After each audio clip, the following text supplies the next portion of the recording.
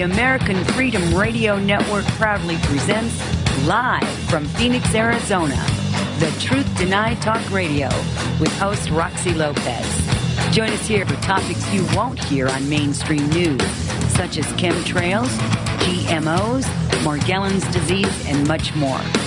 Humanity is 7 billion strong. We are the majority. And now, live from the Valley of the Sun, your host, Roxy Lopez. And indeed, it is the Truth Denied Talk Radio, and I am Roxy Lopez. Nice to see you again, hear you again, feel you again. It's June 11th. We're halfway through the month already, and of course, we've been doing the countdown, the 2012 countdown, haven't we? And it's been an interesting year.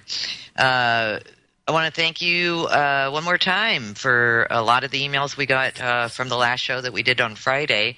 And yes, indeed, Laura Lee is there to help everybody. She's a wonderful person. And I just got a package in the mail from her today. So when we get her back on the show next time, we're going to have some interesting conversations about this package that she sent me and some of the magical gifts that are in it. And I'm going to work with them and give a report on it at some point. But today I'm very excited. I've really been anticipating this show for quite some time. And so have some of you. You recognize the name Jon Kelly. And for those of you who don't know about Jon Kelly, he is an international clinician and world-famous speech analyst who released key intelligence pertaining to the Iraq War 2 years in advance of the quote-unquote shock and awe strikes against Baghdad in 2003. And as a former feature producer for CBS Radio with experience in #1 rated U.S. television, his work exploring consciousness, communications, the paranormal, and UFO phenomena have been featured in USA Today, Dallas Morning News, Florida Today, Wall Street Journal. The list goes on and on. He's been on Coast to Coast, Fox News, CBS Radio and Television, CBC, BBC, LMNOP. So UFO Digest, Forbes.com, AOL News. He's really been around, and I'm very excited to hear some of what John's going to be discussing with us today. And rather than get into all of that right now, I rather John just get on board here, get on the microphone, and start firing away, because he's a fascinating man. I spoke with him on the phone for a couple of hours, and I just didn't want it to end. So 2 hours is going to fly by really fast. So buckle up, because he's got a heck of a lot of information to share with us. Welcome to the show, John. A pleasure to speak with you, Roxy. Thank you for having me here. Absolutely.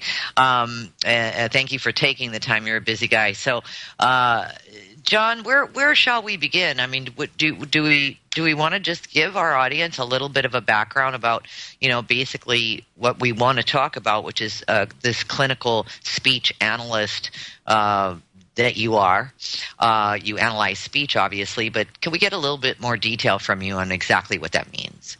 Yeah, I'm someone who's had a long-standing interest in audio and was trained as a musician, as a matter of fact, and was even written up in the national Canadian newspaper, the Globe and Mail, when I was still in high school, alongside people who have become future prominent musicians, such as Jeff Healey, the blind blues guitarist who was featured in the Patrick Swayze Roadhouse movie.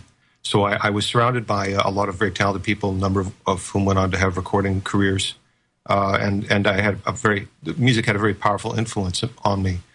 Through my teenage years, through growing up, so I had a lot of ear training and a lot of studies. But in parallel with my growth and development as an artist, I also had a lot of meditation-related experiences that were emerging naturally for me around those times, and I was left with a paradox in my world where I was experiencing things that I didn't have a lot of tools or resources for understanding. And yet I felt that these were powerful influences in my life, and I had to seek a form of understanding, perhaps outside of the world of music in which I had immersed myself. And so it was while engaged in private studies in New York in the winter of 89-90, I also took a formal study of yoga and learned about mantra meditation and Sanskrit, and it's a practice that I've followed for decades. they began to give me tools to understand and reflect upon the relationship of sound, acoustic sound, human vocal sound, and consciousness, emotions, states of energy, and so on. And so when an opportunity arose in the late 1990s for me to engage in vocational training in a form of speech studies being promoted as reverse speech on Art Bell's Coast to Coast radio show, I took that up and went to California and went through those studies and had a lot of really amazing experiences and made some very powerful connections in the course of doing that. And so I left the reverse speech group and went off to pursue my own grassroots practice and studies, which I've continued since that time. And along the way, I became a popular guest on radio shows throughout the world, throughout the English-speaking world, as well as Germany, Belgium, and some other countries. The basis of these studies had to do with observable phenomena that occur when people are talking. And Roxy, you probably are familiar with some people who do things like talk in their sleep. Yeah. People talk in their sleep. And we know that sleep talking is a form of unconscious behavior, but the conscious speaker isn't actually engaged in controlling the speech organs at the time of those events. Rather, it's the unconscious mind that has assumed control of the muscular organs, the larynx, throat, the tongue, the lips, in order to form speech sounds. And sometimes those sounds are intelligible. We can understand what the sleep talker is saying. Other times it's very confusing, but yet the sleep talker can sound very excited in that process. So we know there's such a thing as unconscious control of the speech organs.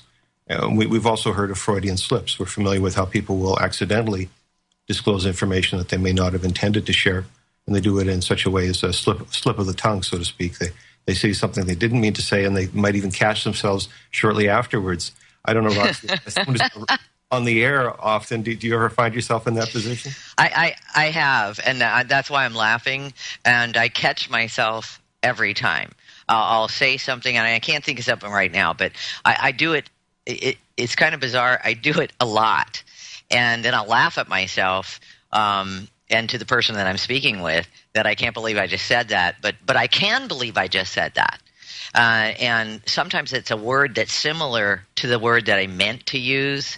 Like, let's say UFO contactees. Let's say I was talking to somebody and wanted to say UFO contactees, but instead I said UFO contracts. You see what I'm saying? And then I'll say, wow, that's interesting that I find it interesting that the Freudian slip in me said the word contract instead of contactees. And so I find it interesting. I'm not embarrassed by it. That's why I laugh about it, because I think, wow, what does my subconscious know about that word? So there are different flows in your speech that you're able to recognize. Yeah. Well, this is the thing, is that speech, there are many variables that impact on the performance and production of human speech, and that some are not as easy to recognize as others upon first observation. And so here, within the studies that I'm performing, we're reviewing human speech through a mirror filter on a digital workstation. We're sampling human speech, and then we're subjecting it to a variety of filtering mechanisms. But the focal mechanism that we use is a mirror filter that reflects the graph across the y-axis to make a mirror counterpart to the original form. And then we monitor that mirrored image in order to detect encrypted communications that are coherent and intelligent and whose information fleshes out into real-world events. So through the use of a mirror, we're attempting to identify the face of the unconscious archetype, so to speak, which reveals itself, no pun intended, through this act of reflection.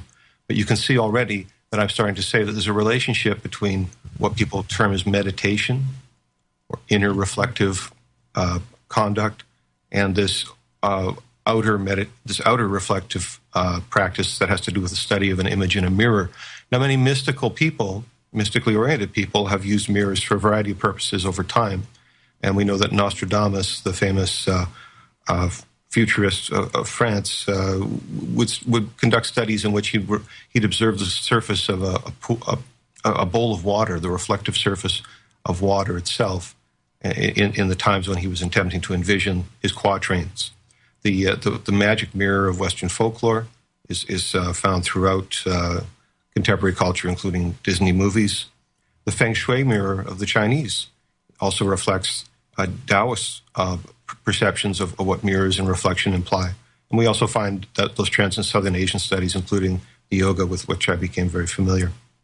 Now, to a primitive person, a Stone Age person, their encounter with reflective surface would have several implications. One is that they would be able to see behind themselves, as we find the application in a rear view mirror in an automobile today.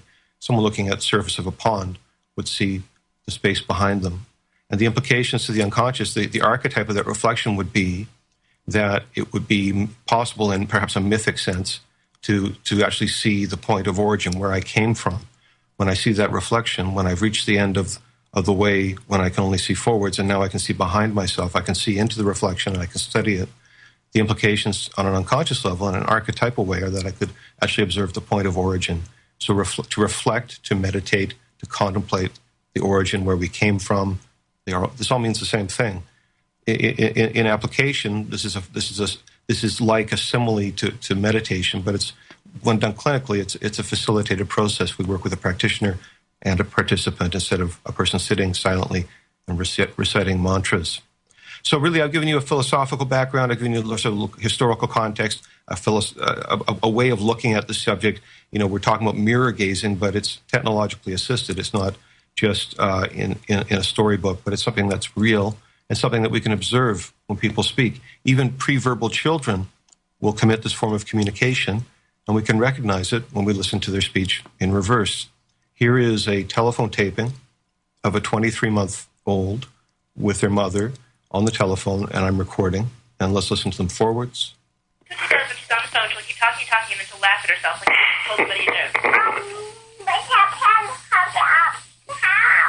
So we hear that baby babble, and it doesn't make a lot of sense other than we recognize the child is vocalizing.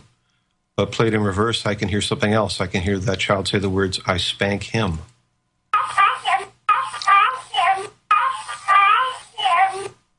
Wow. No, I can't tell from your response if that was clear or not, Roxy, but that was very clear. But I'm just shocked. That was very clear. Yeah, it is very clear, isn't it? In a surprising way, because the contrast between the clarity of that message and the context from within which it was expressed, well, the babble is incoherent. We know the child's there. We can hear the sound, but we might be able to intuit something from that. But here we seem to have a concrete representation of an act that the child might be familiar with, corporal punishment. They might have seen this or heard about this, but they're talking about it in the language that we can understand. The clip comes from this segment here. It's just baby babble. That's the origin point. But when I study it in the mirror, this is the reflection. And so I feel that when I'm perceiving these or making these observations, that I'm engaging in a communications flow, or I've opened up a gateway into communications with that young person that may not have been possible otherwise. I'm not in the same room. That recording was by telephone, but I'm able to participate because the unconscious is signaling in a way that I can detect. With the aid of a mirror, I can detect the signals of the unconscious. It's a body language. It's a sleep talking. It's a Freudian slip that's observed through this process of reflection. Wow, that's amazing. Yeah. I just wanted to say I'm excited to hear some more, but that was amazing, and I just want to interject right at the moment. What's interesting is when you played the baby babble first, and then I spank him. That I spank him sounds like it's the forward, and the baby babble was the reverse. In other words, the I spank him is so much clearer than the that sounds like it's backward speech, so it's like reverse. It's absolutely amazing. We anticipate that the mirrored message will be garbled and the forward speech will be coherent. Thank you. Said, in this instance, it's obvious that the unconscious is more articulate in English language communications than the conscious speaker has become, and yet we can anticipate that, of course, that person will grow up to be an effective speaker. Gotcha. Well, for any parents who have children or people who work with early development, childhood education, this is an interesting area to be certain, because seeking clues as to what might be going on in the inner world of a child and someone who may be bound in ways where they're not capable of effective communications seeking ways to interact with them and to engage them and bring out the inner person can be very empowering. And so I like these studies. Although I'm not a parent myself, I've had the opportunity to sample different young sources. And here's another sample. This is just a YouTube baby. And the father's talking to the child on a cell phone, saying that the father won't be able to come home and see the baby, and so on. The child is not very happy. We'll hear more about that later.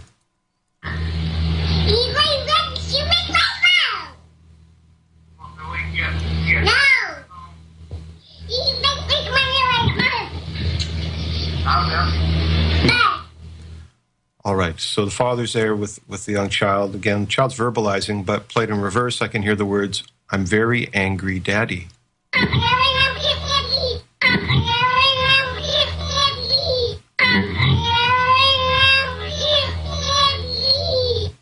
Jeez.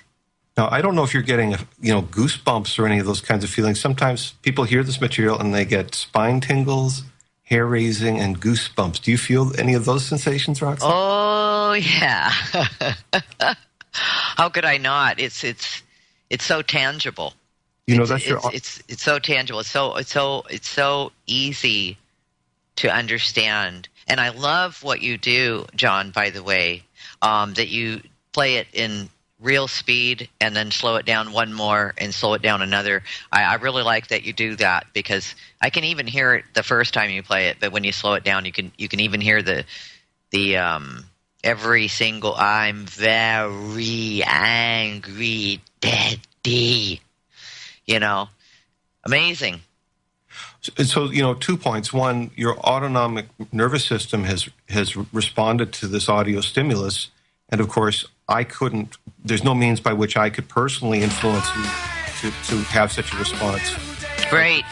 Your unconscious understands this.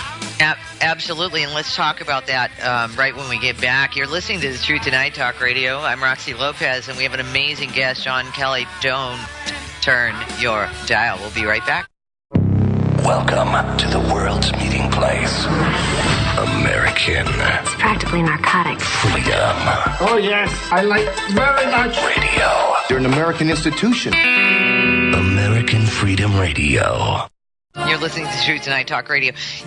Jon, you were just talking about the nervous system and the unconscious. So do you want to finish that thought? I thought it was an important point when we identified that you yourself were experiencing different kinds of phenomena, autonomic nervous responses like spine tingling, hair raising, goosebumps, that I could not possibly induce those within you. They would have to manifest independent of anything I could possibly do. But we can say that the audio clips themselves, these reverse messages, these reflections of unconscious behavior, these signatures of the unconscious, are in fact the stimulus that is provoking that response. And this is something that we can demonstrate. I'm sure that some people amongst the listening audience would concur that they felt similar feelings. And if some of the audience has yet to encounter those feelings, well, by the time I finish this presentation, I have audio clips that are almost guaranteed that people will feel those sensations when they hear those secret messages. So again, I think it's very important when we consider this as a modality that's useful in forms of therapy, which are focused on accessing the unconscious and repressed material and engaging the unconscious in creativity and healing processes. There's more than abundant evidence tonight demonstrating that the unconscious is already engaging just as a listener. The stimulus of these sounds has special resonant effects within the mind, and that can't be underestimated when we think about this as useful in forms of therapy. Right, exactly. And, may I say something? The first recording that you played and then the second one, the first child didn't sound angry. The second one did. Or were they both angry and I just don't know it? The first one that you played didn't sound as angry. The second baby sounded really angry. The child, although they were implying a sort of pseudo-violence and a spanking, they had a very joyful and casual manner in which they expressed themselves. My feeling certainly is that, and whereas the second child, the percussiveness and the emphaticness, as you were able to demonstrate, the way they're communicating seems to suggest a different tone. And so I find that the emotion that they're describing, the word anger, appears to give embodiment to that feeling, the suggestiveness of the sound that they're using, the tone they're using to communicate with. And so both of these avenues, the different means by which parents understand their children, this augments that understanding with concrete language, whereby we can begin to address that pre-verbal speaker with comments regarding what are you angry about, and what your anger, and engaging them in a constructive way as a way of a means of honoring that inner person. And so we can hope that through engaging the inner person that we will bring them out, and we will be able to strengthen our bond with them at that level. Which is just terrific, because you're talking about children that are roughly 2 years old or under 2 years old. I think you said 24 months. Jon, we have a caller on the line. Would you like to take a question from the audience right now? That sounds like a good idea. Let's hear that caller. Oh, absolutely. I've got Sid in Kentucky. Sid, welcome to the show. Hey, thank you, Roxy. How are you tonight? I'm great. Do you have something you want to say to Jon? I do. Hey, Jon, what an important conversation you're about to have. And I'd like to just say something to you about Thad Allen, and I'm hoping that you have that tape with you tonight. Okay, Thad Allen. I didn't bring anything about Thad Allen, but I'm taking notes. Okay, Thad Allen, who was the commander who was taking care of the Gulf oil crisis. Okay, he was an admiral. Admiral Allen. He was in charge of the Gulf, the crisis down in the Gulf of Mexico 3 years ago now. When he gave his speech and it was reversed, his words belied him, of course, and it was so sad. Actually, that's what he said in reverse. This is so sad, so terribly sad, and you could hear his heart breaking. It wasn't evident. It wasn't evident in forward that his heart was breaking. It was quite evident in reverse that his heart was breaking, and that part. How do you fake that? You don't fake that. I don't believe so, no. I was in the South some months after the BP oil spill and reflected on the great beauty of those parts, and I didn't venture close to the coastline due to concerns related to the dispersants that were in the atmosphere, but great sensitivity to those communities and the continuing struggles that were brought on by the BP oil spill. Have you not heard that replay? Or that reverse? I believe I conducted some studies related to the concerns about the BP oil spill, but I believe I followed James Fox's investigation into the South and produced a story in my column, The Vancouver UFO Examiner, for Examiner.com, related to comments which I discerned as referring to acid rain. I believe I identified that. So I'll leave you with this. I'll leave you this, sir, so that you can get back to your show later on. If you'll, I'm sure you'll be able to find it. If anybody can, that'll bless your heart. Thank you, and thank you very much for calling. Thank you, Roxy, for the time. Thank you so much, Sid. Thanks for the information, and I'm sure Jon will follow up with that. So wonderful. Thank you. Yes, there's a lot of important speakers in the news, and news that we should be paying closer attention to if only we had the means to further dissect what was being said and to decombobulate the babble, so to speak, in our adult talks. This is such an avenue, and of course it's widely considered to be a very controversial methodology, as if that was any kind of an understatement. But I found, international prominence as an analyst and a reporter who covered stories of regional, national, and international significance over many years. But my reporting was vetted by time itself, in that I was able to anticipate major stories before they broke. And I, in fact, bypassed security measures that weigh upon the practice of journalism within the United States. Mm-hmm. I was able to bypass as a civilian journalist and go bring my stories to public attention with the great support of people in the broadcast industry, of course.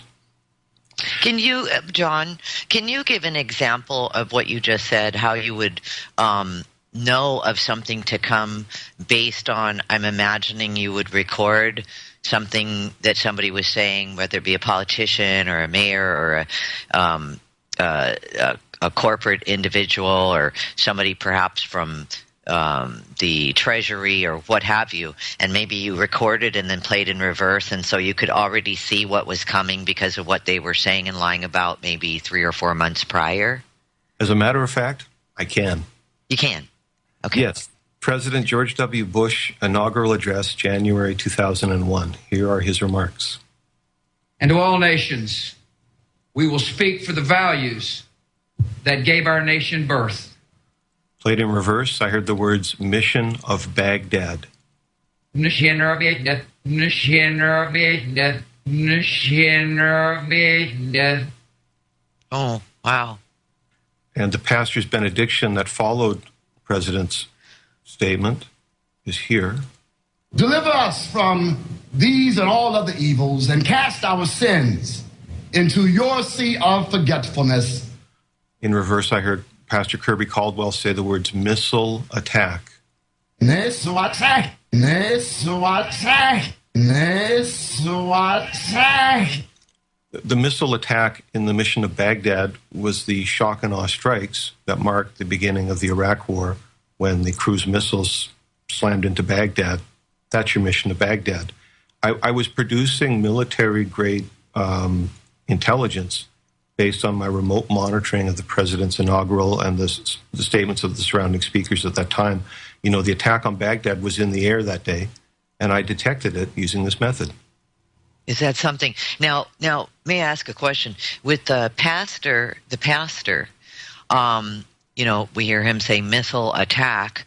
Like it sounded almost like he was afraid and trying to really make a point, like missile attack, like this is insane. In other words, he's thinking this is insane. That's the emotion I'm picking up from that. And then with President Bush, it's more arrogant, like, you know, rah, rah, rah, Mission of Baghdad. Do I have that right? Well, I think your reflections on these matters are very interesting to me, you know, because when I released this material, I withheld the missile attack clip in my initial reports because I found that it was too alarming for the public, and I didn't feel that it would serve my purpose to overly upset everybody by playing that. So, in fact, I withheld that from my initial reporting. It was all collected in the same study of the statements from that day, but I did release the Mission of Baghdad audio that Monday, the Saturday inaugural. I was on the air in Washington State on Monday, and I have the air check on an audio cassette that's labeled with the station's letterhead. So that's independent third-party documentation, time-stamped and date-stamped, that I released this information. And I was 18 months prior to the public becoming aware of the Project for a New American Century's Rebuilding America's Defenses white paper, which was authored by a large number of Bush cabinet members, demonstrating that the Bush cabinet came to office with the understanding that war with Iraq was inevitable, and that none of them were surprised. It was in their plans. They'd written about this extensively. However, the public wasn't aware of that document until 18 months after my reporting, and of course the war commenced. I played this audio in the years leading up to the war. I was on the air 2 or 3 times a day, week after week. So I played this clip. I circulated this information. You know, I said, and so to speak, by my actions, I said, you know, America, wake up! You're going to war. You know, this is a time. You know, you have a chance now to evaluate this before it comes upon you in a way that you will be swept up in the mania that has led us to where we are today. So I felt very strongly about the issues related to the war in Iraq and the war in Afghanistan. I feel a strong connection to the people pursuing justice issues related to that today. And of course, the sacrifice on all the parts of all parties, and the future world that we're actively creating through all of us being party to these actions. We're creating a kind of a future through this, and we have to evaluate that. You know, if we have a different vision other than constant war, then we have to take bold steps to ensure that there's a future that has other dimensions as well. So I find this a great call to our times, an issue for our times. There's many unresolved questions around the Bush administration, the historic events that occurred under the watch of that administration, the changes that are brought to our society that are still unfolding today, related particularly to human rights, justice, international relations, freedom. All of those fundamental questions of our times are on the table. Well, I took a serious look at these years ago, and I incurred the wrath of some parties along the way. Did you? So was the pastor? I have no problem believing that the president at the time was in the know for the mission to Baghdad, but was the pastor in the know as well? Well, interesting dimension to this question. There's implications of a collective consciousness when parties who are in a close geographic space, like sharing the same podium, are relating intelligence that's overlapping. And what is the prescience of the pastor to be a party to that kind of information? Was he a political insider who had read the white paper? I can't answer that question, but I've on the day of my study, I found that message to be of significance, and I retained that in my records, and it did turn out to be an important piece of the decoding this puzzle of how the mission of Baghdad translated into the shock and awe strikes. Okay.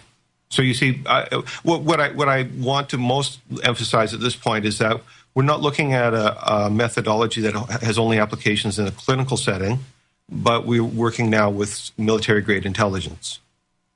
Geographic precision and the method of the strike were defined literally and unambiguously. So when we think about people who work in different types of analysis, intelligence analysis, tools like this are useful if they want direct insight. There's many controversial techniques of interrogation that have been practiced by Western powers over the last dozen years. This puts the lie to anyone who says we need to be violent, engage in any form of violence to learn the truth. You can study the speech signal and find powerful information in a very peaceful way. That's right. It's very intelligent analysis, and I completely agree with you. When we come back, I have a couple of other questions about a couple of other tapes that I'm looking forward to hearing. You're listening. We're speaking with internationally renowned speech analyst Jon Kelly. And, John, we were just talking about, for those of you just joining, we played some of the tapes, and of course, I'm having a complete reaction to each and every one of them. And I get what you're talking about when you're, for instance, the G.W. Bush, tape and the pastor Caldwell's tape, speech tape.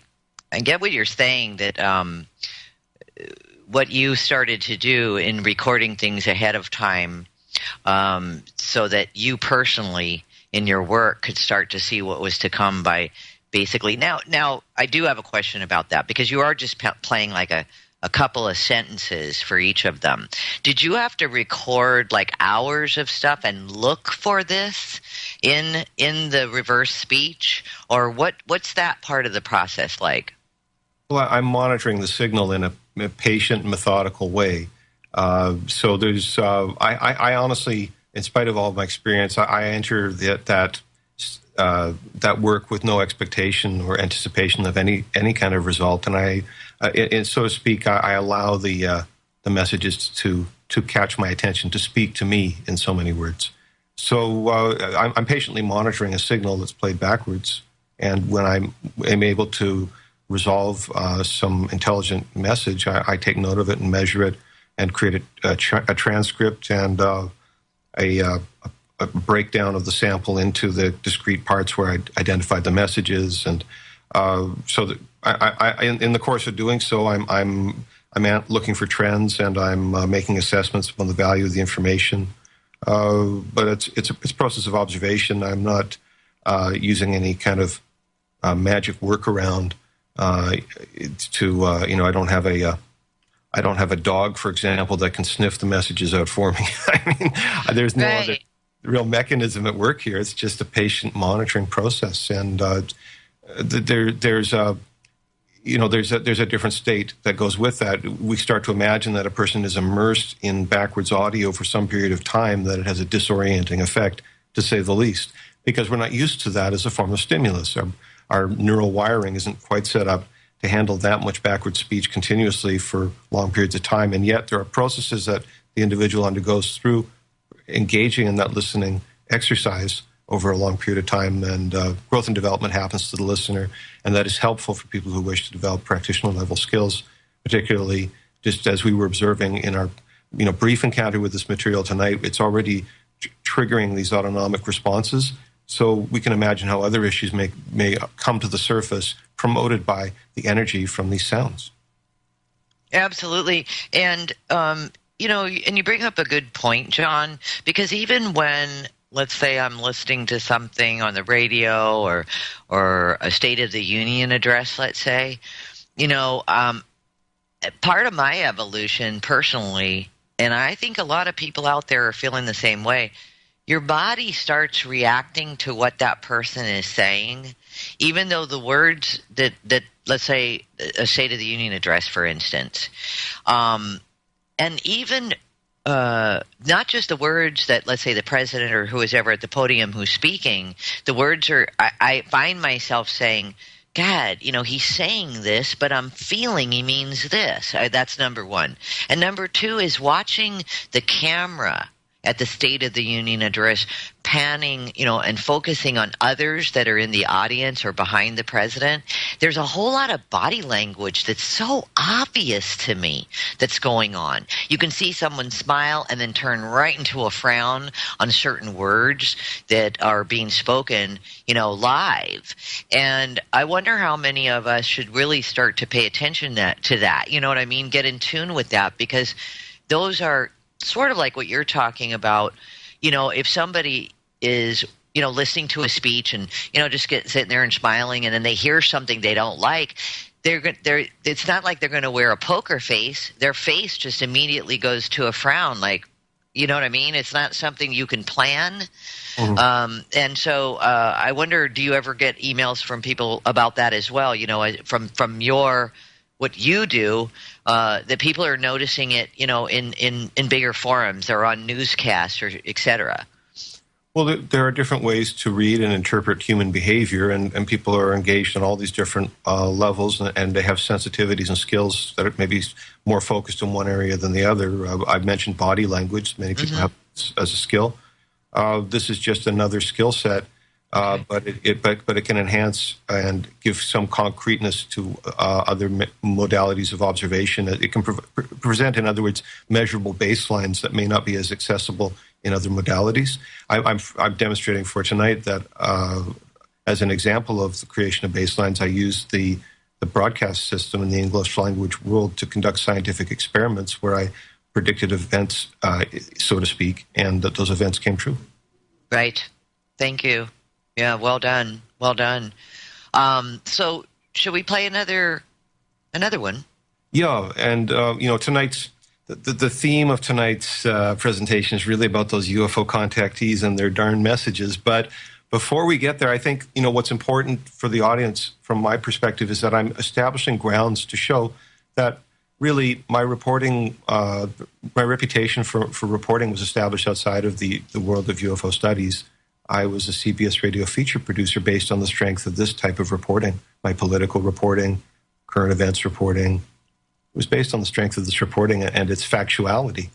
That was what built my reputation. So when I come to the more controversial issues, and how could anything be more controversial than politics? But yet the UFO issue is the UFO arena is rife with controversy, and yet I'm bringing these skills, these proven skills, into that arena and conducting investigations. And I brought a whole file of UFO-related audio clips that I hope you'll enjoy, from military sources, civilian sources, famous historical cases.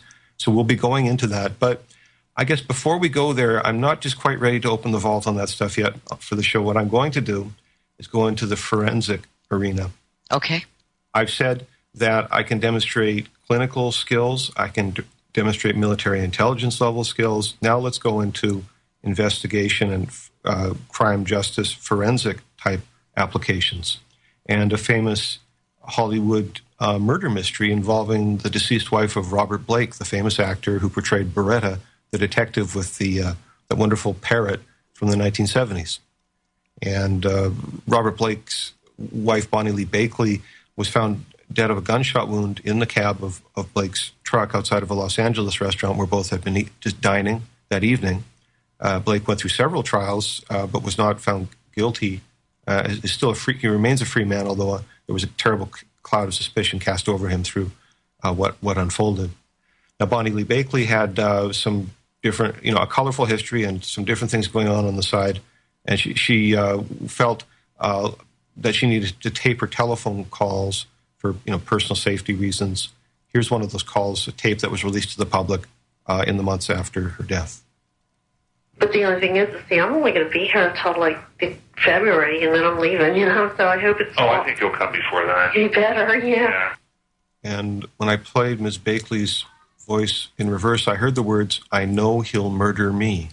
I know he'll murder me. I know he'll murder me. I know he'll murder me. Wow. Now that's supposed to be the biggest shocker of all my clips. That's the one where people say they always get the spine tingles. So I hope that people were satisfied tonight that we gave them an opportunity to explore those sensations, because that clip certainly is, I think, a very powerful and emphatic voice. But not only is it pronounced in such a strong way, it's simply the fact that her death was not by suicide, old age, disease, accident. It wasn't by any of those means. She was shot in the head. She was murdered. Right. What's interesting, if I may, when you're playing it forward, she sounds like, nonchalant, very empowered, okay, well, maybe it'll be late, whatever, strong woman. And when you play it backwards, "I know he'll murder me," it's almost like she has her hand over her mouth saying, "I know he'll murder me." It's like a completely different voice and a completely different, like, oh my gosh, it is. It freaks me out.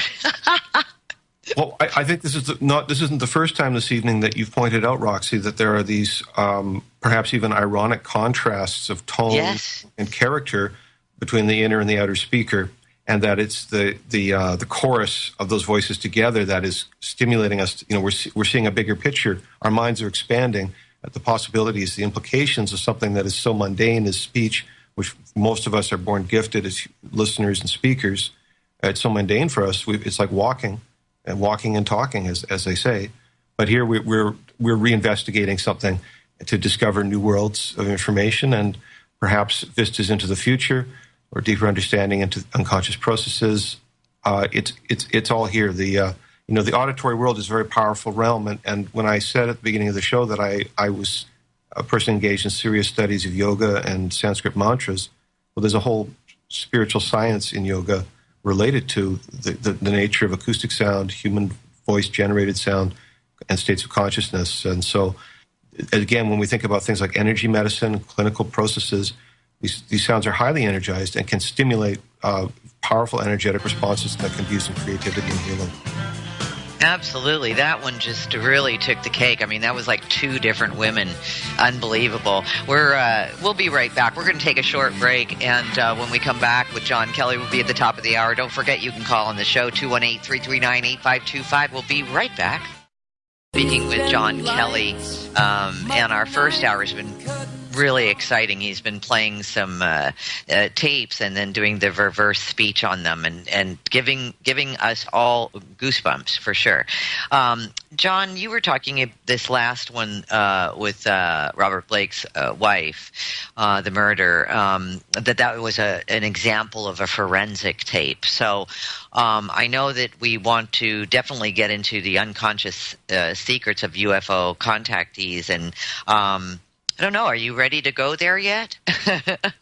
I think so. I think we've established the grounds that I'm using a methodology that has applications in medical, military intelligence, business intelligence, forensic studies. All these professions can use a tool like this effectively, and my work has been vetted by people from these different institutions over the years. I've applied these tools now in possibly my most controversial move yet. I've applied them to the research into the testimony of the UFO witnesses. And, of course, I'm fueled by what Dr. J. Allen Hynek had to say about Project Blue Book and how it was the lack of innovation in areas such as witness interrogation that showed him how Blue Book was, in fact, a cover-up. It wasn't a scientific exercise. In a scientific environment, Dr. Hynek expected innovation and new methodologies to emerge to gain access to more information from areas such as the testimonies of the UFO witnesses. So I find that years later, the work that I'm presenting to the public now is, in a way, is my answer to what Dr. Hynek and what the legacy scientific community was asking for. Dr. J. Allen Hynek was the U.S. government's UFO scientist. If he thought that witness testimony was important enough to innovate our approach to, then perhaps he was right. And I think that some of these examples we'll be listening to tonight will help us understand that, yes, there is more to those testimonies than what they may seem at first. Betty Hill and the interrupted journey that Betty and Barney Hill endured in the early 1960s became a focal point for the abduction issue in American culture. And anyone who's listened to Barney Hill's hypnotic regressions and the terror that he's able to express through that process in describing an abduction incident that took place at the side of a road late at night in upper state New York, they'll understand how difficult this was for the Hills.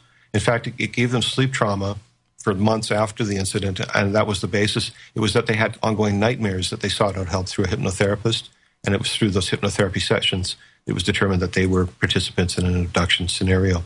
That's how difficult the event was for them. Betty Hill would give public talks for years and decades later, and I found this interview from the early 1990s where she talks about the first parts of the incident when they're in the car and they see something in the sky. Yes, Barney did in World War II. He knew planes, and he's trying to identify this.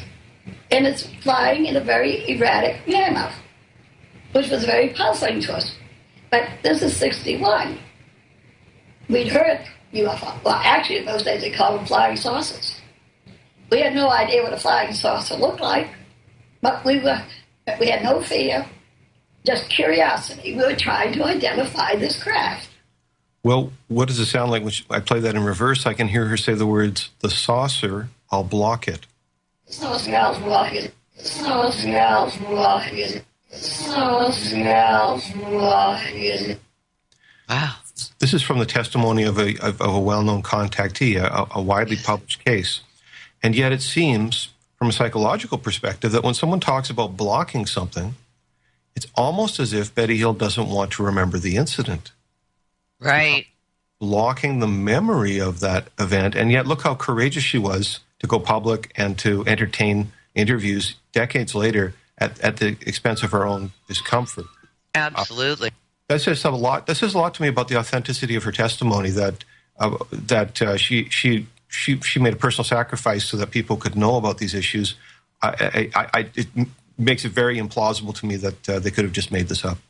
Well, that's not my only clip. I've got a lot of UFO testimony here. Charles Hickson from Pascagoula, Mississippi, and the 1973 story of an abduction of two fishermen, two men on the wharf by the river doing some fishing. A UFO appears out of nowhere, and they have an incident.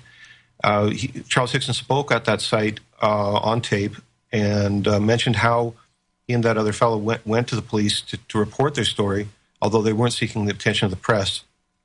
It subsequently found them. Well, we talked it over again and decided we would call the sheriff's department, and Sheriff Fred Diamond told us to come on over there that we'd talk about it.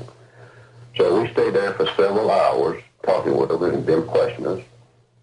And the sheriff promised me that it wouldn't any news media know anything about it, that he would try to get it to the proper authorities, if he could find out who the proper authorities was, and have it investigated. So very straightforward comments from Charles Hickson, UFO abductee. In reverse, I heard him say the words, "They knew an alien." They knew an alien. They knew an alien. They knew an alien. The sheriff promised me that it wouldn't any news media know anything about it, that they knew an alien. So wow. That final clip is the composite, the two statements, the source audio. This man's unconscious is communicating with us and talking about extraterrestrials using descriptive language. I find it compelling to think that there's more to be information that can be unearthed, more investigative material that can be explored in the testimony of the UFO witnesses. And with so many cases, taking place in our technologically enabled 20th century, there's lots and lots of tape recording, radio interviews. There's lots of sources available. I've only just touched the surface. Herbert Schirmer was a police officer. I can't remember which part of the United States he was in. I believe the case took place in 1967 when he was on duty and had an encounter with a UFO. He gave a talk some years later. When I was 17 years old, I went into the military service, United States Navy, and my first duty station was in Jacksonville, Florida. And then from there, I went over to the Far West Command, and I helped serve our flag and fight for it in Vietnam, even though I felt it was an immoral act of a war. So just general statements from the former police officer. In reverse, I heard him say the words, aliens, they saw me. Aliens, it's 90. Aliens, it's 90. Aliens, it's 90. Again, the speaker, in an unconscious way, gives voice to the concept of extraterrestrials, engaging the theme of the extraterrestrial with the reported incident in a way that's not voluntary, in a way that's like sleep talking, in a way that's like Freudian slips, in a way that can't be easily faked. He's not acting. He's giving an involuntary signal. He's telling us something about the reality behind claims of the existence of extraterrestrials. Now, I want to have a question for you, John. With this particular this policeman, do you ever contact? It brought this up for me. Do you ever contact any of these people to let them know what you've done? I have different types of communications with people throughout communities. I've worked very closely with contactees here in my own city, Vancouver, British Columbia. Mm-hmm. And I've written about them extensively and gone on field trips with them for filming purposes. And I've studied the soundtracks from different recordings in order to detect additional communications and done that in an open way. And so, yeah, I've engaged the witnesses at different levels. I mean, certainly as a journalist, I haven't had actually, in a way, I'm kind of notorious for being very hands-off, and none of my stories needed any participation from the speakers. I just sourced their public statements and produced an effective analysis. But well, I guess what my question is, like, for instance, with the police officer Betty Hill who's saying the saucer, I'll block it, or the police officer, aliens, they saw me. I guess what my question really is that with the policeman especially, was he aware that aliens saw him? Or was this just coming out in his subconscious through his reverse speech, and he's not even aware that aliens saw him? In other words, that you make a call, play him the tape, and let him know, and then that could bring it to the surface, sort of like they do in hypnotherapy and things like that. That's what I'm asking. Well, I think you're making a valid point, which is that for anything to be scientific, we need to have some feedback. We can't just project speculatively ad infinitum with hypotheses about what may or may not exist. But to be clear, I have, in fact, in one very, very well-known UFO contact case of national prominence in the United States, I did engage principal journalists and witnesses in a feedback loop, and I was invited to not publish those results, and out of respect for people's employment, I protected the sanctity of that information. So, yeah, I've gone to the sites of famous incidents, and I've engaged the witnesses and the principal journalists in a feedback loop, and the conclusions were positive. But I don't need to do that to show you that my methodology is sound, because I have a track record for doing this in public with all this positive feedback year after year. It would be impossible for me to have that timeline as evidence unless I was working with something authentic. Right. So go ahead. We can measure these phenomena, and we can measure the validity of our perceptions of what they might mean. That we can work. It's something we can work with. This isn't an idea. This is data, and it's instrumental in the form of the recordings. So we're beyond something that's purely speculative, and we're really opening the doors into communications and consciousness and the nature of the universe, the auditory nature of the universe, which my photography, by the way, explores in exquisite detail. We may not have time to review that tonight, but I know I sent you some pictures that you might post yes. at some time, and I hope that you enjoyed looking through those materials. And I just want to emphasize that my photographic materials are sourced through the recital of Sanskrit mantras, and some of the material I sent you demonstrates the bisymmetry encrypted within the human voice, even when reciting in Sanskrit. The photos, there's a distinct bisymmetry in the photos that could only be achieved through those sound effects. Yes. So, moving ahead, the UFO topic is something I cover for Examiner.com, and I produced a lot of stories, many of them subjecting different speakers to this type of analysis and helping to flesh out areas of research that maybe people could further follow up upon. I thought, I'm emphasizing tonight how accurate everything is and how wonderful my interpretative skills are supposed to be. But, it's not all the time that I can just say, I can sit at my desk and say, this means that 2 years from now, the U.S. will be over in Iraq. It's not always so easy to, just to make such a determination. And sometimes I'm tracking a story. I'll release some information, and I'll be tracking it over a period of time in an attempt to decipher what the significance was. I shared with the audience tonight that President George W. Bush's inaugural, and I thought that President Obama's inaugural was equally important to commit to this kind of study. How surprised I was, however, when I found these results. And so here's the president speaking in 2009. Even greater cooperation and understanding between nations. We will begin to responsibly leave Iraq to its people and forge a hard-earned peace in Afghanistan. And played in reverse, I heard the words, knows power of alien saucers. Knows power of alien saucers. Knows power of alien saucers. Knows power of alien saucers. Now, this evening, the demonstration I've been giving related to the UFO contactees, I've been showing well-known cases where the speaker was, a prominent individual such as Betty Hill, and her messages related to saucers, or Charles Hickson, another prominent individual in UFO studies from the Pascagoula, Mississippi in 1973. He's talking about aliens when I played his speech backwards, and yet here's the President of the United States combining both themes in one statement when he's talking about the power of alien saucers. Roxy, in your opinion, how could it be that the President would be able to formulate such a remark in such an unconscious way? I have no idea. Well, it's suggestive, isn't it? Because the parallels between his choice of vocabulary, the closest parallels in the civilian world are people who've been abducted by extraterrestrials, so to speak. Mm-hmm. Isn't that true? Is that suggesting that the president himself is some form of a contactee?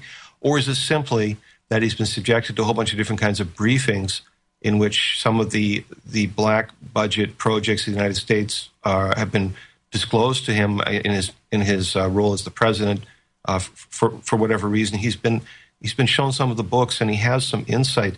I think there's reason to believe that the presidents of the United States have been receiving briefings on this kind of information. And someone named Henry McElroy, who was a former New Hampshire state senator, I believe, state legislator, gave a retirement speech on tape at the moment of his retirement. This is a few years back.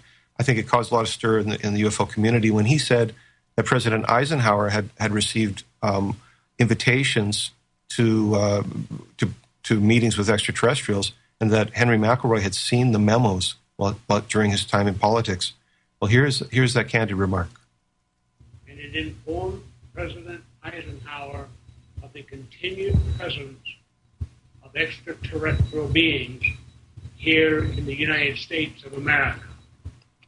Very interesting man, and certainly some very cryptic remarks to give at the end of his time in office. I played it backwards and heard the words, the alien, the Greys. The alien Grey, the alien Grey, the alien Grey.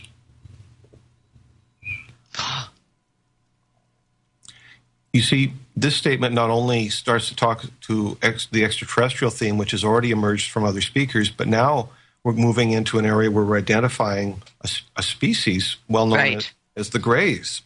And yet this is in the language of someone who was serving in government, as if there was a level of disclosure that existed.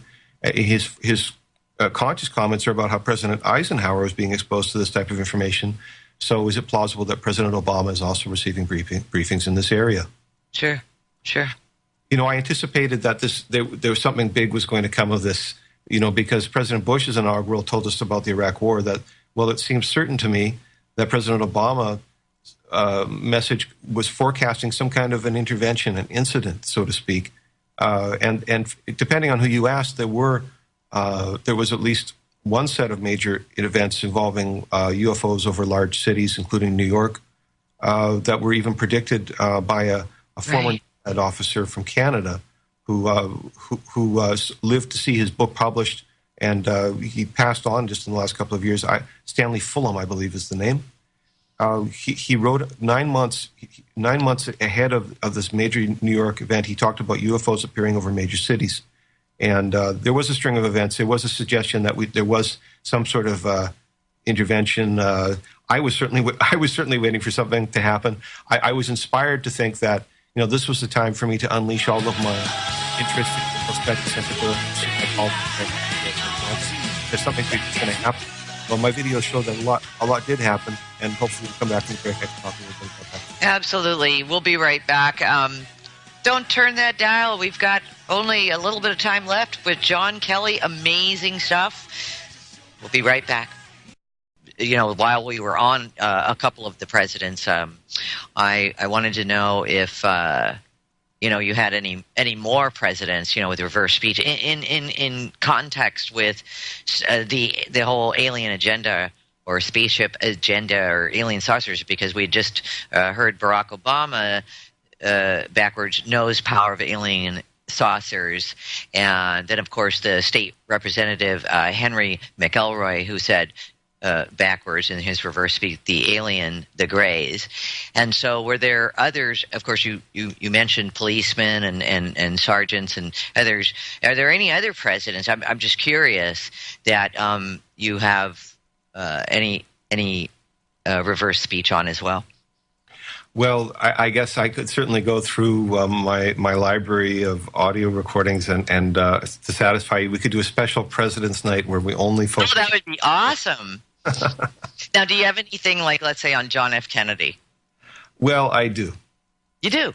I do, in fact, have Kennedy's. I think this is one of his final speeches before he was assassinated in Dallas. And I believe this is given at a prominent college or university. I can't remember the location, but nonetheless, President John F. Kennedy did make these remarks. No, I think it's wholly untrue. I have complete confidence in him. He was just doing his job. I think he said in the interview yesterday he had seen Mr. New, I think, only 3 times. He'd seen President Zim on a number of occasions. That was his job. That was what he was sent for, to work with the government in power. That's what he will do with the new government. I have great confidence in General Hawkins. And there may be some who would like to see General Hawkins go, but I plan to keep him there. You know what? That wasn't a lecture at a university. That was comments to the press regarding a U.S. ambassador who had come under some controversy. And so he's just simply giving those remarks. And yet, in reverse, perhaps in keeping with the president's infamous reputation for having more than one partner in life, I heard him say the words, he had sex with an alien.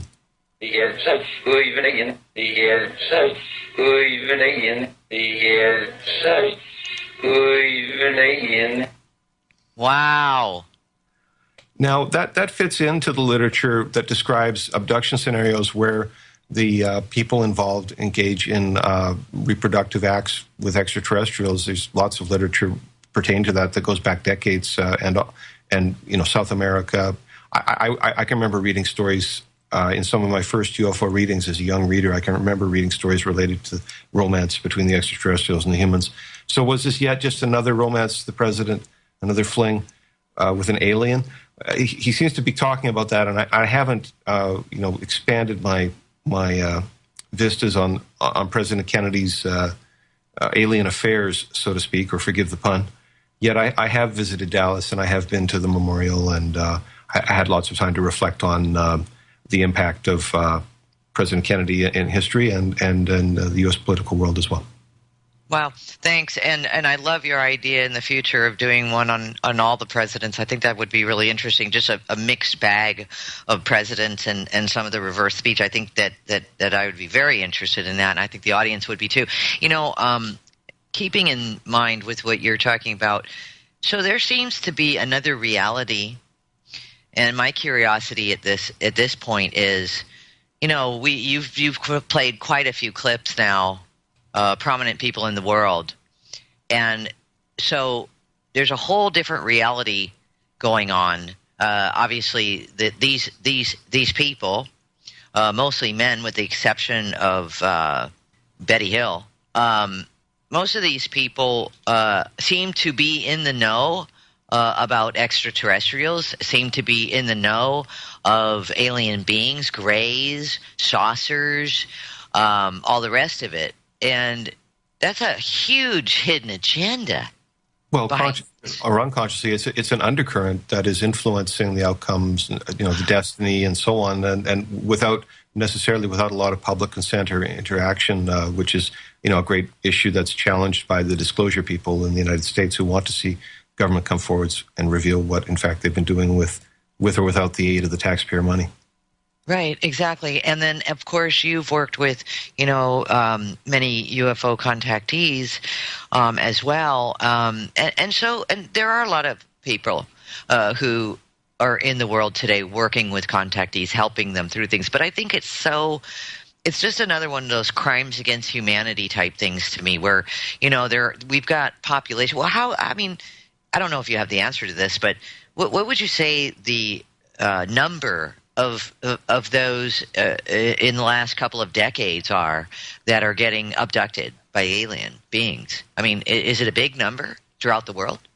Or having at least alien visitations, or there's an identifiable population who subscribes to that idea that they are participants in abduction, and they are very. Some of these people are very serious about it. I think I was demonstrating how Betty Hill was displaying signs of trauma decades after what had happened to her, and so people want resolution.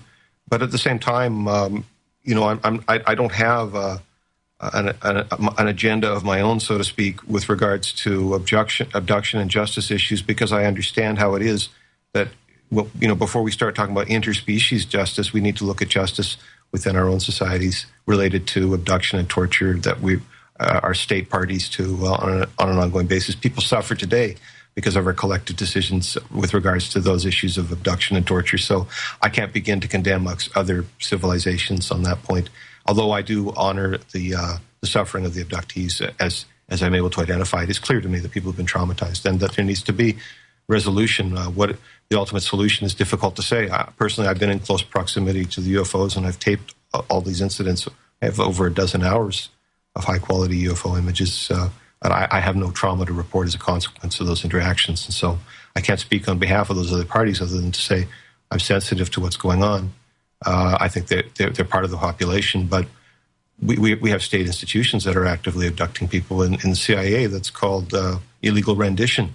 And courts in Italy were calling for the extradition of 8 Americans who were engaged in kidnapping people off the streets of Italy and sending them off to be tortured. We all know about Abu Ghraib and Guantanamo Bay as torture centers. These are very serious issues within our own species. So before we start condemning other species outright and polarizing, possible future good relations, we need to clean up the justice in our own society, and we'll create a better foundation for sharing, our life experience with the other worlds that are waiting to reach out to us.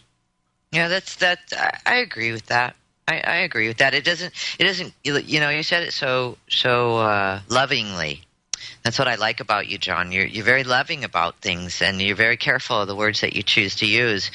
And you're not saying that those who have had torture via extraterrestrial beings or trauma that they don't matter. Your point really is that we need to clean up our own backyard as humanity on this planet right now, as residents of this planet. So I completely agree with you. If we feel strongly about these principles, we have to be a part of something that's working towards the undoing of those things. Yes. I can't speak on behalf of those other people, but I respect, that without their stories being told, without the Hills story being told, how much access would I have had growing up? How much information would I have learned even on this topic? So it's through our struggle, our collective struggle, that great things happen. The Curies, Madame Curie and her husband, both died of radiation poisoning in the late 19th century, but that was they created the foundation of the sciences, the nuclear sciences of today, through their sacrifice. So it's not without some difficulty that we make progress. Right, exactly. Now, you did mention you don't have an agenda or anything like that. Do you do all of this when it comes to connecting the dots with UFOs or contactees or reverse speech and things like that?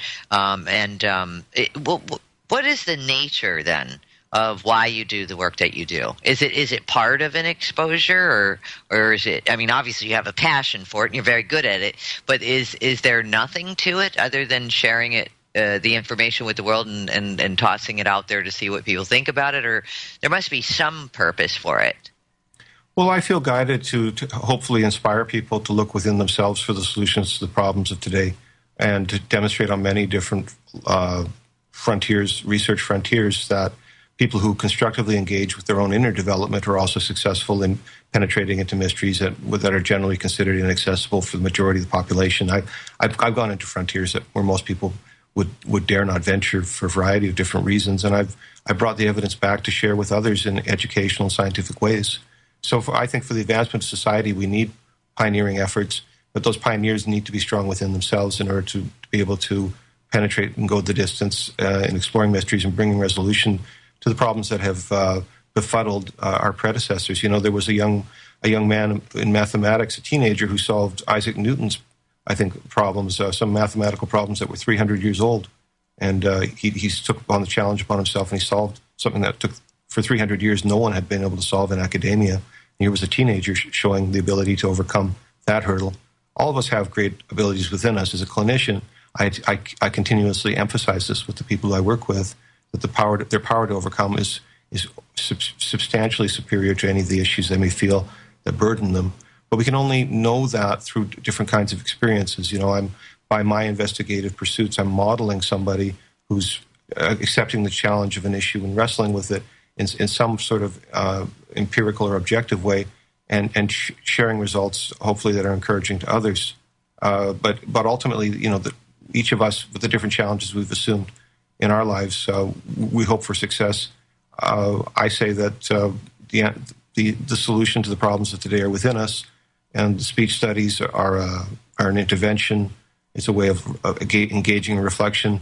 I'm someone who went deep into yoga and meditation practices, which are extremely disciplined and not necessarily very easy for the West to assimilate, because in the West, of course, we all seek more freedom, but we don't necessarily want to engage in a lot of personal, rigorous discipline or self-sacrifice to get to that freedom. The classical disciplines of yoga call that from us. We have to discipline ourselves, and we have to engage in self-sacrifice. We have to help those who can't help themselves in order to move forward on that path. So sure. I'm offering an intervention. I'm not telling people they need to engage in this rigorous disciplined lifestyle in order to achieve their goals. I'm saying that through natural progress, through some initiative, that we can move forwards in surprising ways, and that people should be inspired to think that they can challenge the issues that seem intractable in their lives. I can only make this. I can only reach the public with this information by talking about, the stories of the day. These news stories were very high-profile stories and very high-profile speakers that I'm discussing. But it was due to my engagement with the stories of the day that I was able to share a profound message about human potential with a lot of the English-speaking world. And so that's what motivates me. I think we have wonderful potential, and as someone who's deeply engaged in spiritual practices, I want to see that awakened, so that we all live in a much more accelerated and thriving society than the one we have now. We can do much better. It's within us to solve the problems. These are just different avenues that I hope to inspire people with. And it is very inspiring, and thank you for your work, Jon. I mean, it's amazing. It's absolutely amazing. I'm still sitting here trying to even wrap my mind around all of it. But you said something really important. The solution is inside of us, and it seems like a lot of us don't really we're not in touch with ourselves.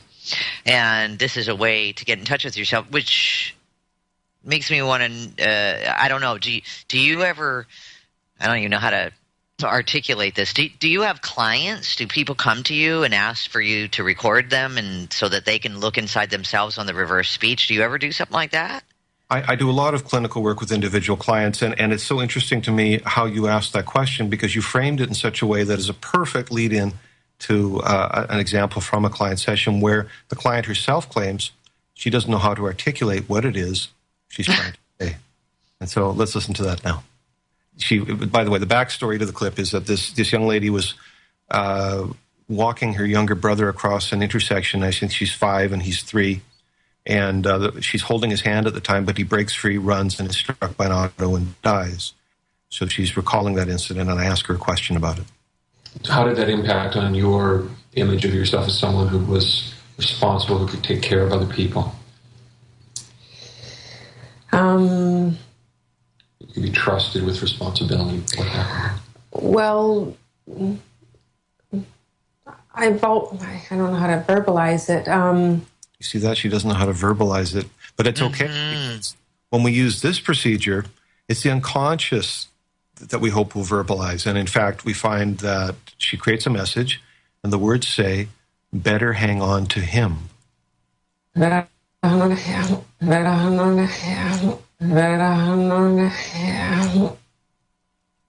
see, the context is she's holding his hand, breaks free. She's telling us to better hang on. She's also talking about feelings attached to the memory. When she lets go of that attachment, releases herself, she's free. It's very sad. It's very sad the way she says that. We have one last break coming up here, and please stay tuned for the last 15 minutes because I have another one that I want Jon to play before he leaves. Crazy stuff going on around here, and I was just talking to Jon Kelly about this during the break. I am not kidding. This entire show, and I'm going to let the audience in on this. I was telling Jon that I've got a phone here that my husband and I have, an office phone that we haven't had for months. It started ringing during the show, and I couldn't turn it off. It wouldn't go off.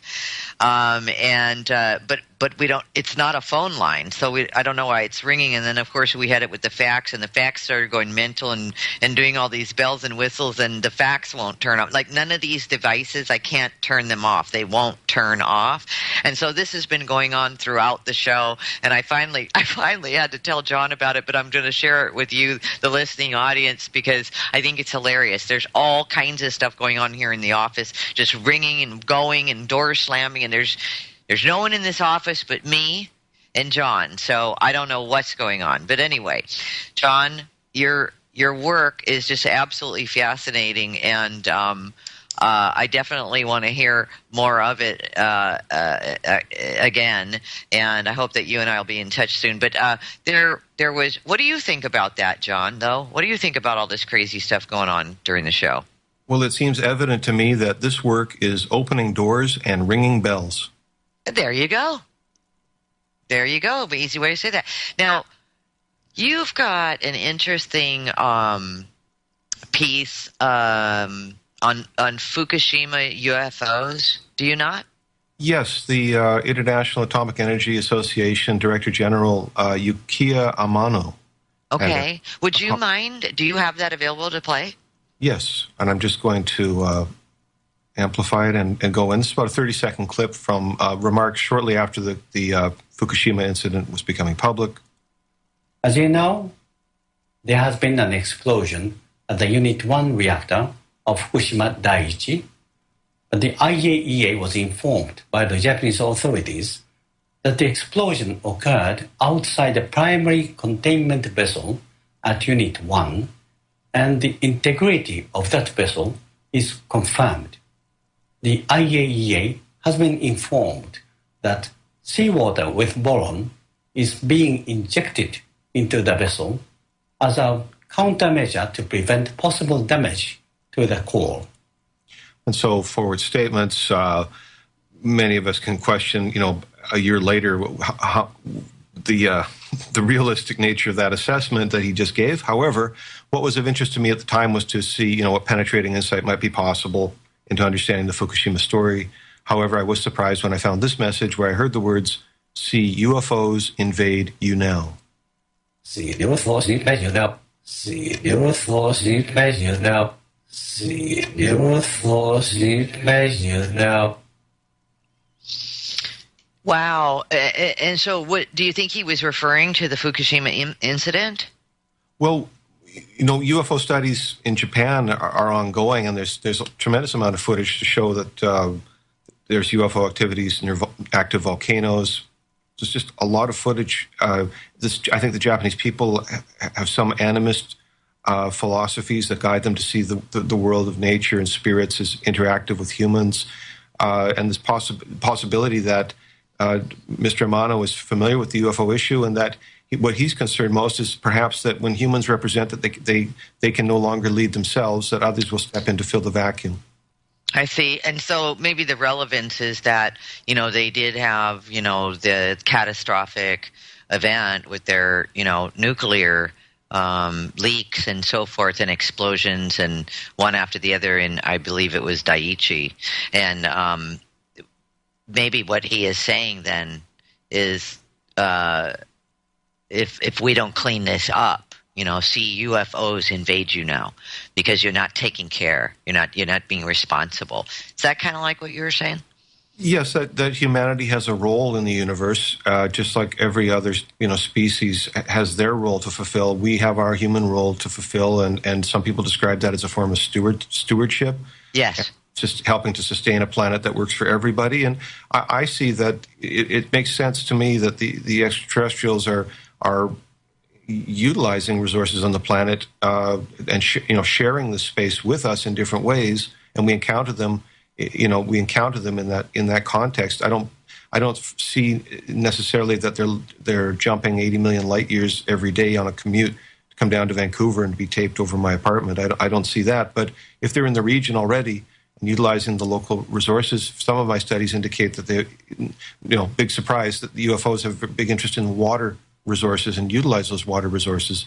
This is a common issue with UFOs sighted near nuclear industry power facilities and water usage issues, and the sharing of resources and human stewardship on maintaining the purity of the goodness that was given to us on this earth. Obviously the Fukushima disaster has shown huge gaps in preparation and planning related to the use of nuclear power for civilian nuclear technologies for the civilian power generation. It's just an offshoot of the military industry as a way of justifying, give us our, nuclear bombs and we'll give you civilian power. We don't even need to engage in that trade-off. Apparently, there's nobody at the helm. And living here on the West Coast, the Pacific Ocean, we're the recipients now of all this radioactive, massive plume of junk that's what came from Japan, from the suffering of those people. Well, we're getting all on our beaches now. So we're facing like life expectancy and genetic mutation issues. When the babies in Vancouver start being born, like the ones near Chernobyl, we'll know for certain that that was a massive destructive blow on the part of industry and government in conspiracy against the survivability of our species. So, yeah, I think the extraterrestrials would be concerned about the survivability of the planet due to their investment. It's evident from many sources that they have, these bases and installations here and operating. Yeah. So they have a huge investment, and we should be doing our part to protect and make sure that the universe is working in harmonious ways. Who knows how much the extraterrestrials may help us? People complain that they're hurting us, but how much are they helping us as well by being here? Maybe we need them on the block, and we maybe need to resolve, how we're taking care of our own communities. With that being said, you raise a great point, John. We've got 7 billion some odd people on the planet. How do we do something about it? Because, there really is, beyond the proverbial quote-unquote they. There are people who are in charge that they're out of control. They're maniacs out of control. We have no control over these people. So what do we do as other than unify as a planet? How do we stop the madness? Because I don't want any of this stuff. Well, we have to move the resources off of the negative agenda onto a positive agenda. We have to identify goals and and take serious steps to meet them. In the West, with our high technology, we have access to more material resources than people may have ever had ever. Our lifestyles are so different than previous generations, and just in terms of access to all kinds of resources. But at the same time, it's pacified us, and maybe we've lost some sight of values and issues about preparing a future. Is it any good, if we become a millionaire today but with our uranium mine in Canada, for example, if that makes me a millionaire today at the cost of future generations due to radioactive poisoning from the uranium from my mine, this short-term thinking, is really got to go, and we've got to go back to planning for stable futures. Having a destabilized population serves an interest that wants to stay in power and doesn't want to see growth and change. Destabilizing the population through mass murder incidents like 9/11 in the United States, and using that as grounds to further destabilize the population by sexually battering people in airports on a mass levels, and then spreading those programs out into all the different transportation modes like highways and train stations. It's destabilizing. And on a unstable foundation, you can create a fog of war, so to speak, and get away with a lot of things that people, when their common sense is restored, would never accept. And so this hysteria, this manufactured hysteria, manufactured instability, these things have to be, the resources have to be moved off of those programs and back onto programs that are focused on building a future and creating safe communities where families can raise children and people can receive educations and become the leaders of tomorrow. I mean, either we want to become a wasteland or we want to become the leaders of tomorrow. Who do we want to be? We have to take choices in these areas in our personal lives at some level, or support those who are more active due to the circumstances of their lives that can do more in these areas.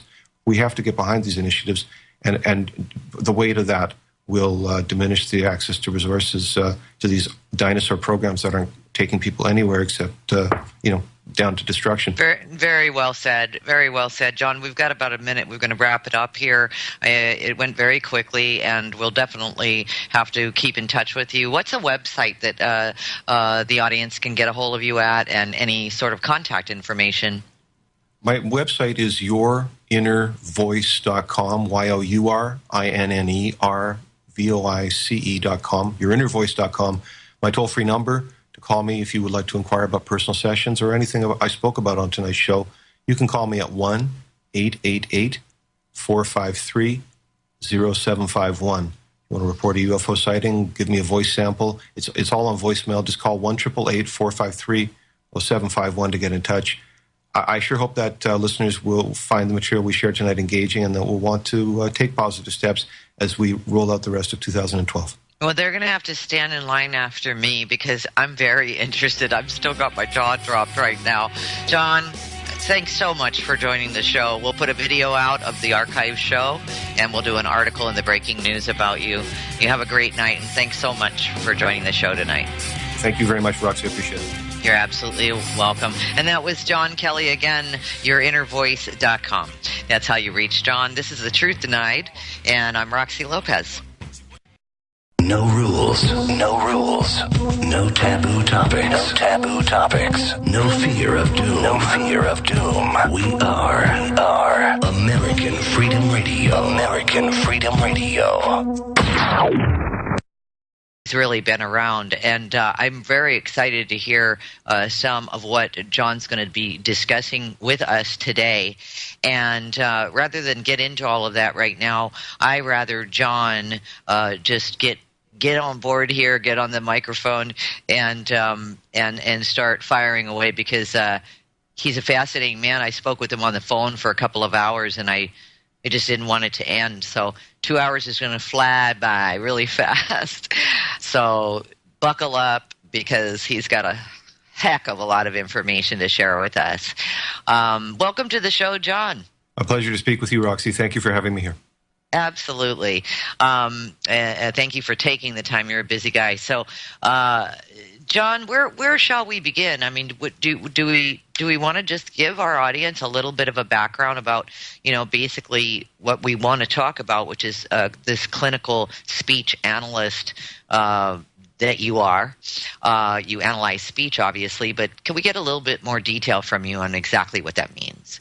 Yeah, I'm someone who's had a long-standing interest in audio and was trained as a musician, as a matter of fact, and was even written up in the national Canadian newspaper, the Globe and Mail, when I was still in high school, alongside people who have become future prominent musicians, such as Jeff Healey, the blind blues guitarist who was featured in the Patrick Swayze Roadhouse movie.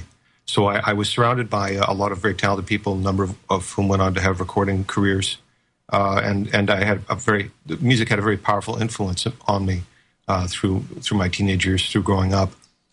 So I had a lot of ear training and a lot of studies.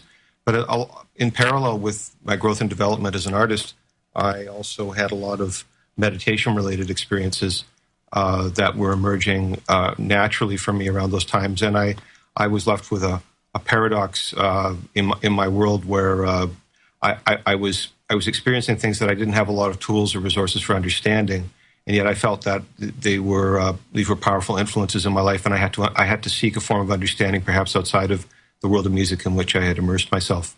And so it was while engaged in private studies in New York in the winter of '89-90, I also took a formal study of yoga and learned about mantra meditation and Sanskrit, and it's a practice that I've followed for decades.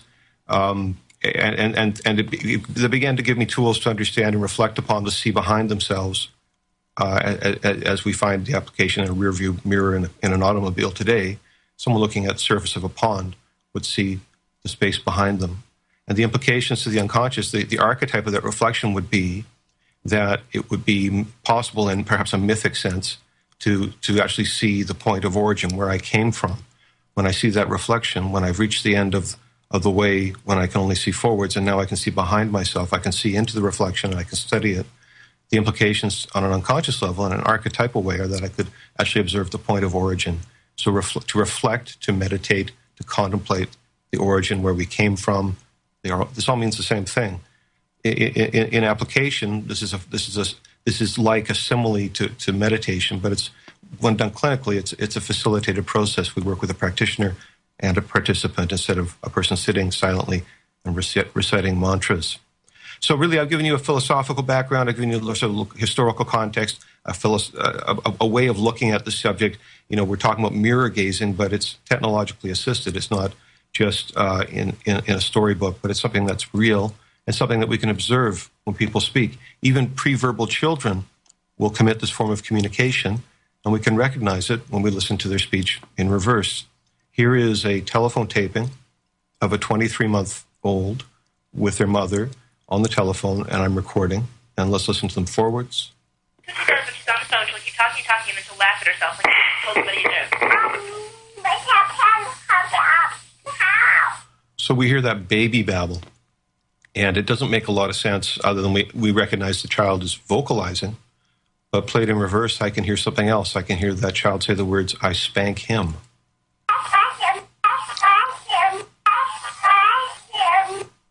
Wow.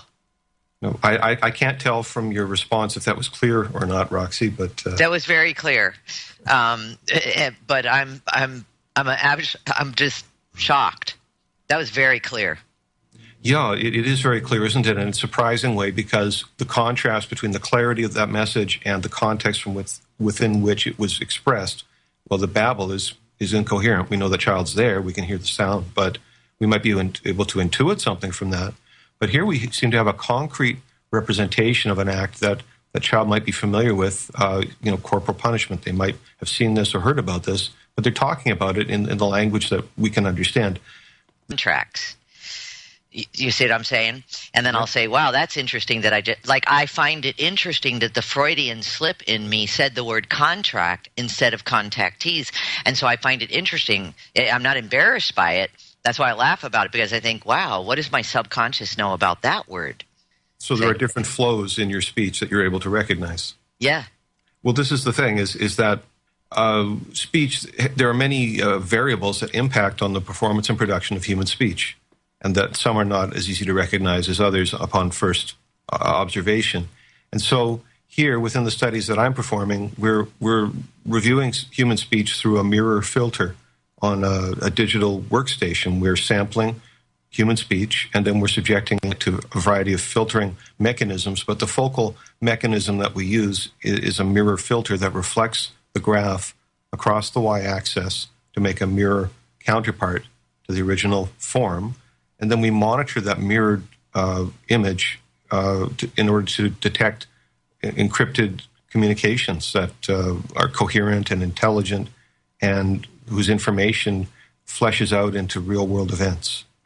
So through the use of a mirror, we're attempting to identify the face of the unconscious archetype, so to speak, which reveals itself, no pun intended, through this act of reflection.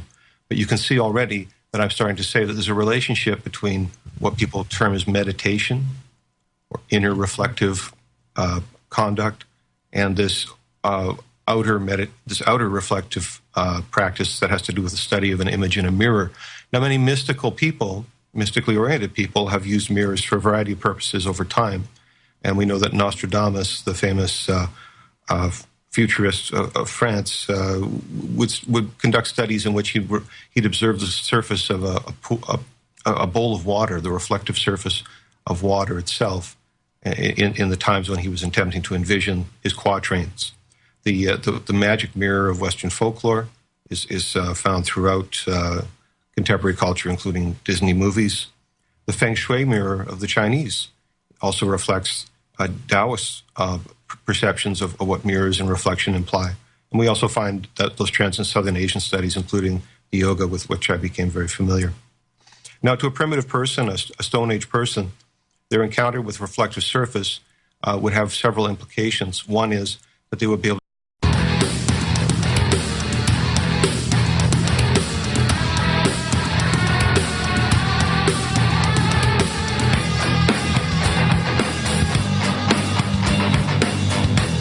The American Freedom Radio Network proudly presents, live from Phoenix, Arizona, The Truth Denied Talk Radio with host Roxy Lopez.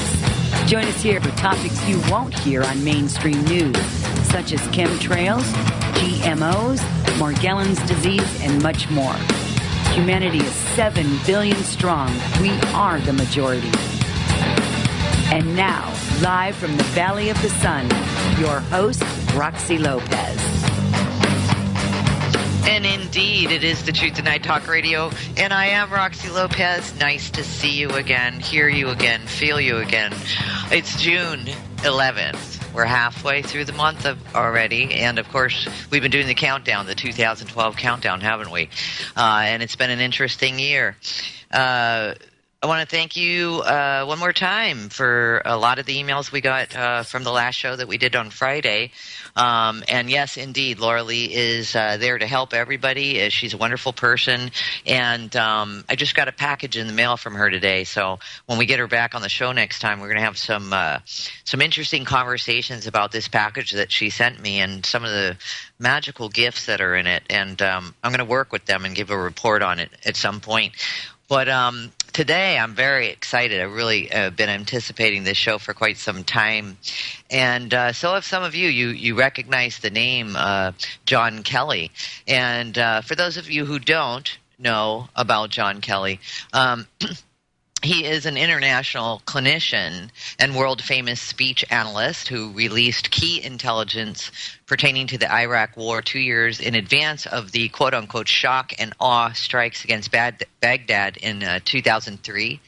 And as a former feature producer for CBS Radio with experience in #1 rated U.S. television, his work exploring consciousness, communications, the paranormal, and UFO phenomena have been featured in USA Today, Dallas Morning News, Florida Today, Wall Street Journal.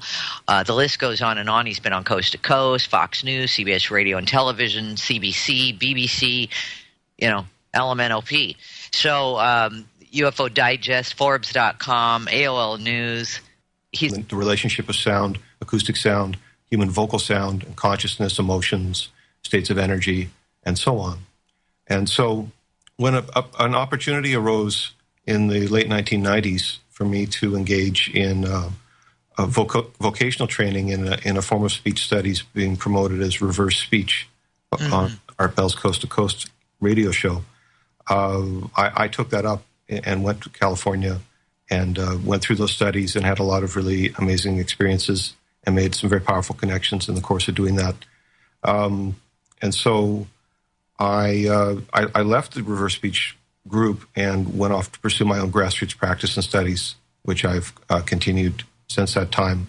And along the way, I became a popular guest on radio shows throughout the world, throughout the English-speaking world, as well as Germany, Belgium, and some other countries.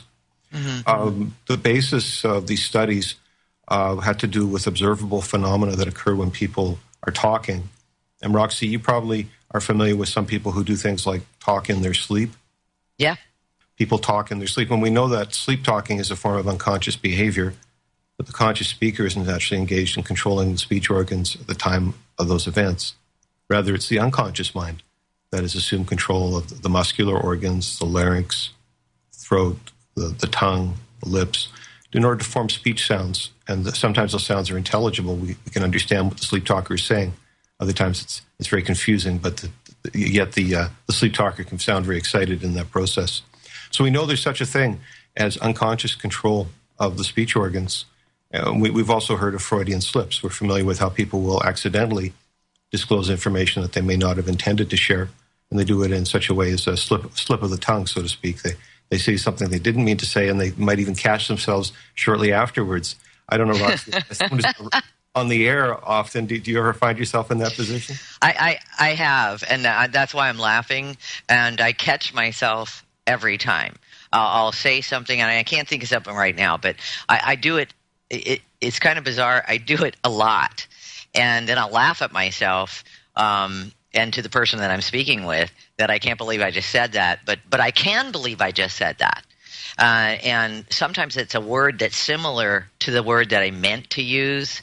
Like, let's say UFO contactees. Let's say I was talking to somebody and wanted to say UFO contactees, but instead I said UFO contactees.